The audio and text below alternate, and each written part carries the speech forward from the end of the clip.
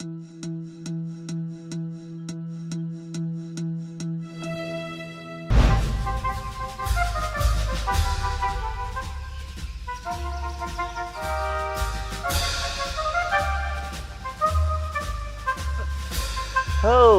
Captain Armstrong, how are you? I'm fine, sir. You know why I call you here? I don't know, sir, but I'm sure it must be for the betterment of British Empire. Yes, Captain. We have already suppressed the cold moment. Every single rebellion were killed, their villages were burned. Now, whole tribes fear from British Empire. And it's best time to capture the whole Kulhan area. You are right, sir. This is the right time. Tell me what I have to do. We're supposed to the capture of whole Kulhan area and destroying their Munda Manki Shasan Vyavastha. Because without destroying Munda Manki Shasan Vyavastha, they will not follow British rule. Captain Armstrong? Okay, sir. From tomorrow onward, I will start the operation and soon destroy the Munda Manki Shasan Vyavastha. Good Captain Armstrong. हमें तुमसे यही उम्मीद है. Thanks, sir. I will definitely stand upon your expectations. Good luck, Captain.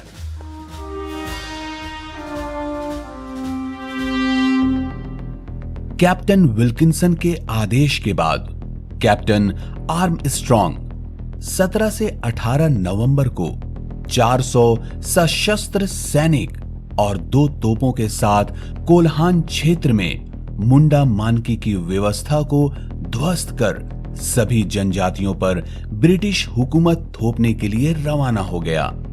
परंतु जैसे ही captain Armstrong Kolhan क्षेत्र में दाखिल हुआ, गुप्तचरों ने उसे देख लिया और तुरंत जाकर इसकी सूचना पोटो हो तक पहुंचा दी। सूचना पाते ही पोटो हो अंग्रेज को खदेड़कर भगाने के लिए अपने साथियों के साथ सेरेंगसिया घाटी में घात लगाकर छुप गए। कैप्टन आर्मस्ट्रॉन्ग जैसे ही अपने पलटन के साथ घाटी में पहुंचा, पोटो हो सभी क्रांतिकारियों के साथ गुरिल्ला युद्ध नीति के तहत उन पर टूट पड़े। अंग्रेजों और क्रांतिकारियों के बीच बहुत ही घमासान युद्ध हुआ, जिसमें अंग्रेजों के कई सैनिक मारे गए तो कई बुरी तरह घायल हो गए। क्रांतिकारियों को खुद पर भारी पड़ता देख कैप्टन आर्मस्ट्रॉन्ग अपने बचे हुए सैनिकों के साथ वहां से जान बचाकर भागा। शस्त्र तोप घोड़े होने के बावजूद अंग्रेज तीर कमान से युद्ध करने वाले जनजातियों से हार गए। हार के कारण कैप्टन विल्किंसन और कैप्टन आर्मस्ट्रॉन्ग की बहुत ही किरकिरी हुई, जिससे बौखलाकर कैप्टन विल्किंसन ने और अधिक सेना के साथ आर्मस्ट्रॉन्ग को पोटोहो और उसके साथियों को गिरफ्तार करने राजाबासा गांव भेजा। कैप्टन ने से साफ निर्देश दिया था कि गांव के गांव जला दो, लेकिन पोटोहो और उसके साथियों को किसी भी तरह अरेस्ट करो। अपने कैप्टन का आदेश पाते ही अंग्रेज सैनिकों ने ऐसा ही किया।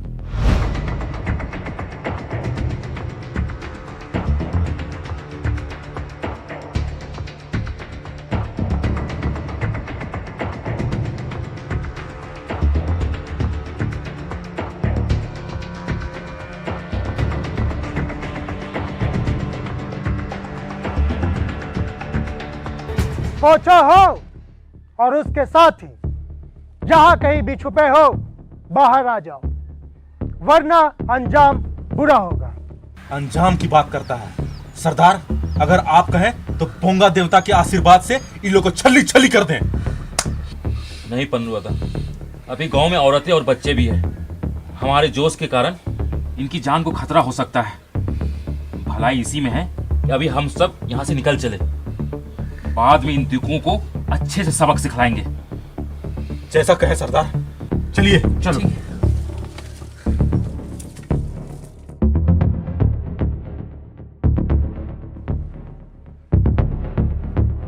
अब मैं 3 तक गिनूंगा।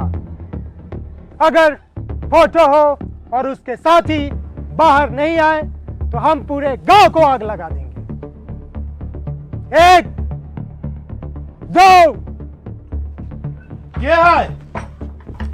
क्या है? ओ, गोरी चमड़ी, हाँ? पोटो हो तो गया, निकल गया हूँ। अब धारो धारो अब। हाँ? तुम कौन हो? हम वो हैं पोटो हो के बाप। जे पोटो हो तुम लोग का नाक से चना चबवा दिया है। तो तुम फोटो हो के बाप हो। अब कोई शक है का? शक है तो तुम्हें भी सजा मिलेगी, फोटो हो जैसे विद्रोही को पैदा करने के लिए।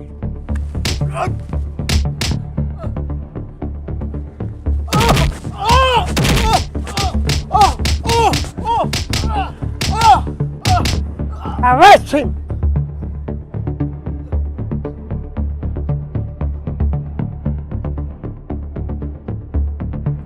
पूरे गांव को आग लगा दो।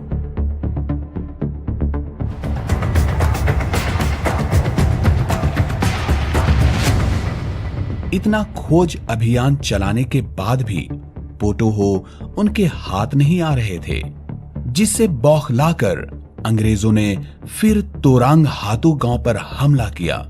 गांव के गांव तबाह होने के कारण पोटोहो ने छुपना छोड़ दिया और अंततः 8 दिसंबर 1837 को अंग्रेजों ने पोटो सरदार और उनके साथियों को सेरेंगसिया गांव से गिरफ्तार कर लिया।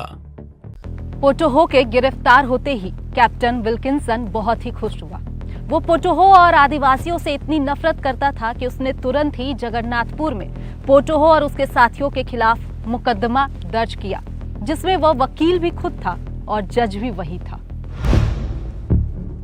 कैप्टन आर्मस्ट्रॉन्ग, क्या ये वही आदमी है जिसने सेरेंगसिया घाटी में आप लोगों पर हमला किया और हमारे अंग्रेजी सैनिकों को मार गिराया? यस सर, ये वही इंसान है जिसने सेरेंगसिया घाटी पर हम पर हमला किया और हमारे ढेरों सैनिकों को मार दिया। पोटोहो, क्या तुम ये कबूल करता है कि तुमने कैप्टन आर्मस्ट्रॉन्ग के बटालियन पर हमला किया और सेरेंगसिया घाटी में हमारे सैनिकों को मार गिराया? मार दिया? पर तुमने ये झूठी खबर फैलाई कि सेरेंगसिया घाटी के हमले में अंग्रेज सैनिक सिर्फ घायल हुए हैं, मरा कोई नहीं है। तुमसे जितना पूछा जाता है उसी का जवाब दो। हमारा कितना आदमी मरा, कितना घायल हुआ, ये हम देखेगा। ये तुम्हारा काम नहीं है पोटोहो। तो सुनो, हमने ही तुम्हारे ढेरों अंग्रेज सैनिकों को मारा है और आगे मारते भी रहेंगे जब तक तुम दिकू हमारे इस जमीन को छोड़कर भाग नहीं जाते।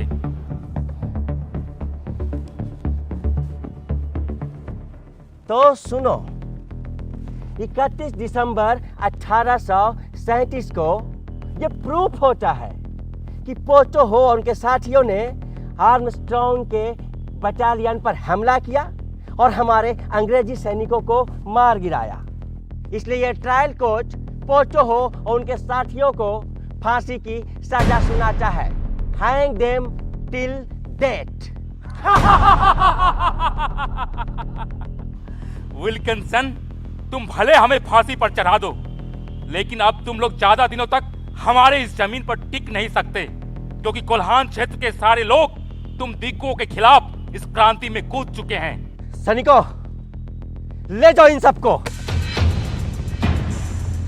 बोंगा देवता की, बोंगा देवता की, बोंगा देवता की, बोंगा देवता की।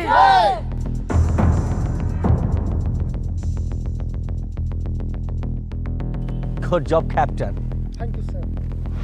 मैं जला हुआ राख नहीं, अमर दीप हूँ। जो मिट गया वतन पर, मैं वो शहीद हूँ। कहते हैं कि अमर शहीद की शख्सियत में इतनी चमक होती है कि वो कभी धूमिल हो ही नहीं सकती। देर सवेर दुनिया को यह चमक जरूर दिखती है। पोटोहो के बलिदान को भले ही अंग्रेजों ने दबा दिया हो या हमारे इतिहासकार उनकी गाथा को ठीक से सबके सामने नहीं ला पाए हों, परंतु वक्त ने आज इतिहास के पन्नों से कुछ इस कदर धूल हटाया कि पोटोहो की अमर गाथा आज हर किसी के जुबान पर है। आज कई सरकारी योजना, खेल पुरस्कार पोटोहो के याद में शुरू की जा रही है। वहीं उनके गांव राजावासा को शहीद ग्राम का दर्जा दिया जा रहा है। इतने वर्षों बाद ही सही हम पोटोहो सरदार की याद में योजना, पुरस्कार आदि रखकर उनके बलिदान के प्रति सच्ची श्रद्धांजलि अर्पित कर पाए हैं। नमस्कार, जय हिंद।